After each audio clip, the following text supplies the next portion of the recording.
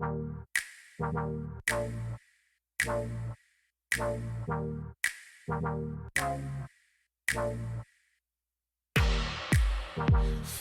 white rabbit. I'm taking potions. Welcome to Life with Tori Simone. Hey, y'all. Welcome to Life with Tori Simone. Listen, you guys, you can check this out on my podcast, but now I've added it to my YouTube. Oh my gosh, oh my gosh, oh my gosh. Right? So you can check it out on my YouTube, which is Life with Tori Simone, or you can also check it out on my podcast, which is going to be Apple Podcasts or Spotify or iHeartRadio. I'm all over the place. Call me omnipresent, okay? At any rate, in today's episode of Life with Tori Simone, we are going to discuss not having the same friend anymore. Like, so you used to be friends, things used to be great, and now you're no longer my friend, okay?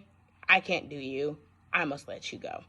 And, so what led to this? Most recently, right, P. Diddy celebrated 50 years, and you guys, P. Diddy's 50-year birthday bash was absolutely phenomenal. It had the who's who of African-American Hollywood in there, right? Most importantly, it had Kobe Bryant. Yes, I love the Lakers, and I love Kobe. He's amazing. But outside of that, it also had the likes of Nia Long was there. They also had, Snoop Dogg was there. Any Pharrell Williams, any African-American Hollywood movie star you can assume was in that thing to celebrate Diddy being 50. Okay. I was like, oh my goodness. I didn't know that Diddy was this old, right? Because I don't typically Google celebrities or try to keep up with their ages or actually know birth dates. Even though I like Kobe, I have no clue when his birthday is. And I don't really know how old he is either. So I'm not one of those people that are heavily invested in these things, but you all. Out of all the people that I named, there's two people that I did not name, right? And those two people that I did not name, I'm fenced to name now, and it is Jay-Z and Kanye West. So, rewind. What's going on? Well, Jay-Z and Kanye did a whole CD together. Does anybody remember this? And it was called N-Word in Paris. And that was the whole CD, right? They were close friends, X, Y, and Z, and things looked like they were shaping up great for them. They were, at the time that their CD came out, they could have really been considered the older Omarion and Little Bow Wow. Because, Omarion and Little Bow Wow did the same thing, too. Just a few years or earlier, or I don't know, probably the timeline. But anyway, so all of that was going on, X, Y, and Z, and at this time, and even now, right? Although we've learned a lot about Jay-Z and Beyonce's relationship, the ups, the downs, Lemonade and 444, we found out a whole lot of things. Basically what we know is that, we like Beyonce and we may or may not like Jay-Z, okay? Because he's a cheater. And she was going to leave with Blue, and only leave a note, okay? And we also found out that Serena twerks, but that is a totally different conversation, right? So during this time, Kanye was also known for saying that he wanted to be the next Jay-Z and Beyonce. He wanted to have that power couple situation and all this other stuff. And a lot of things transpired that damaged their friendship. And by damaged, I mean irreparable damage. Blow it up. There is nothing we can do here about this. So they're no longer friends, making music together, whole 9 yards. And it got me thinking about my friendships. A little bit about me is that I haven't really had a ton of friends. Like, some people are like, oh, I have all of these friends, X, Y, and Z. I myself, I'm an introvert, and I like collecting the unique people that I run into. So one of my first friendships actually happened in the 6th grade. As far as hey, you're my friend, I come to your house, you come to my house, we have parties together, things like that. And her name is Melissa Wilson. Melissa Wilson was the most amazing friend I've had. And we met at Kroninger, but she lived right around the corner from my grandparents. So, right in the cul-de-sac. If I'm at Mimi's and Pop's house, I'm stopping by Melissa Wilson's house to see if she's home. And this is one of the things about growing up before having to do the whole cell phone thing or whatever like that, because you did not call people. Okay, you weren't calling someone or texting someone like, hey, are you there? Can I come over? X, Y, and Z. No. That's not how anything worked. Okay, part of socialization into the greater world was being able to go to your friend's house, walk up to the door, knock on the door, or press the doorbell and see their parent come to the door and say, hi, Mr. Wilson, or hi, Mrs. Wilson. Is Melissa home? Can she play?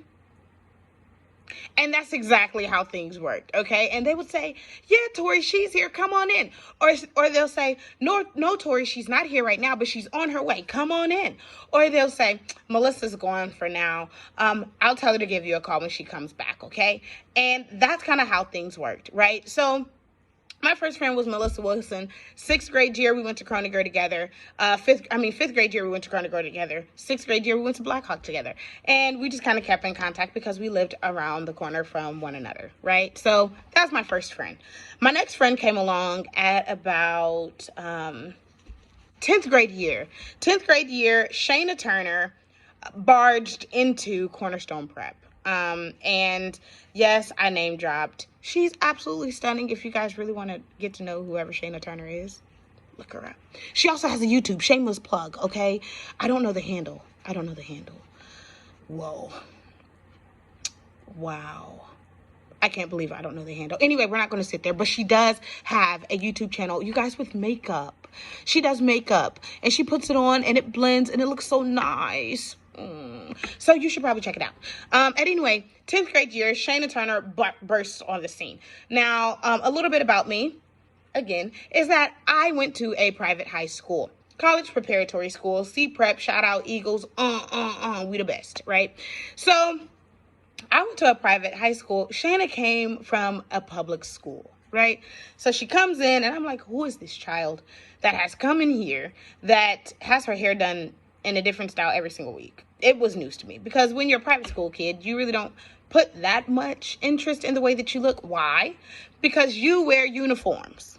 So everyone looks the same, right? So the only thing that you had to make sure that you did was make sure that your uniform was pressed, your button-up shirt had no wrinkles, that your tie was not wrinkled, and that everything was clean and stainless, and that your pantyhose had no runs, and that your shoes stayed polished.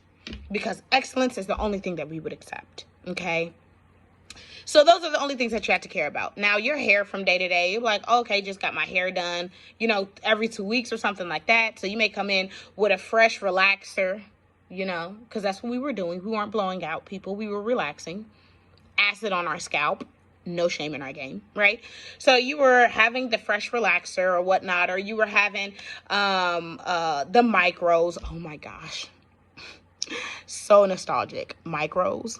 Lord have mercy. So you had the micros, or, you had, the, what do you call those? Kinky twist or something like that, right? So those were the things. We were inner city, an inner city school, AKA urban, AKA black. At any rate, so Shayna comes on the scene, and now I have a friend in high school, and her and her parents, I love them so much. Mom and Dad Turner, they loved me.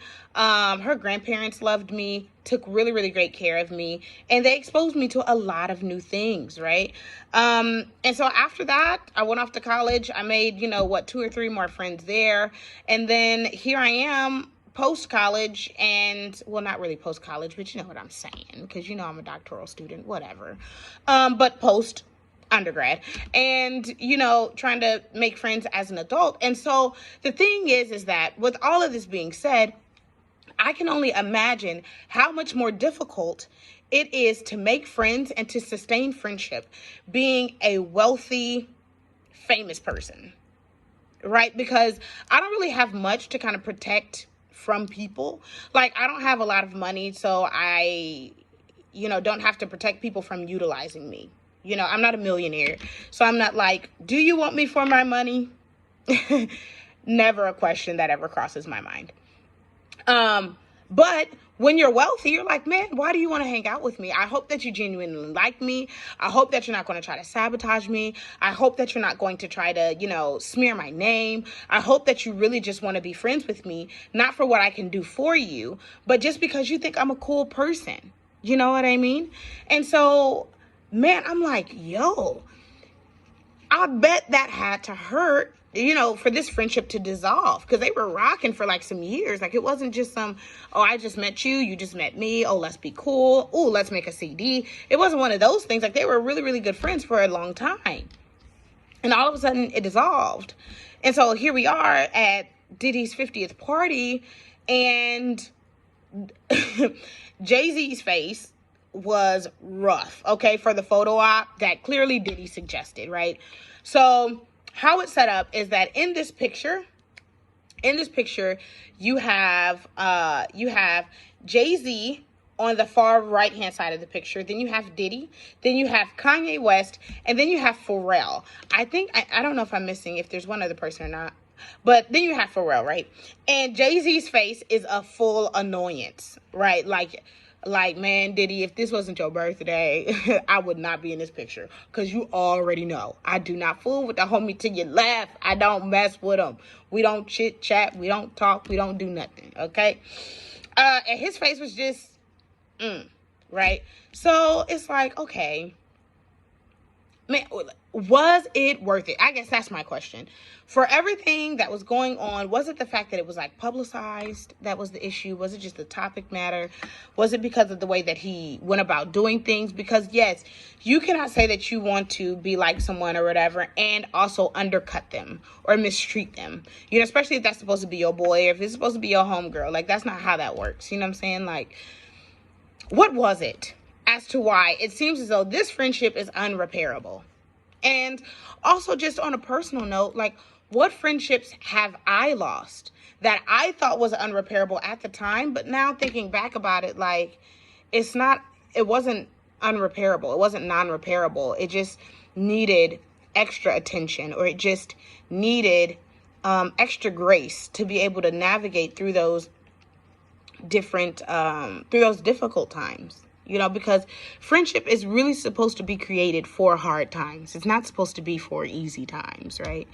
So it's like, man, to give up on a friendship, what does it mean when a friendship just doesn't work?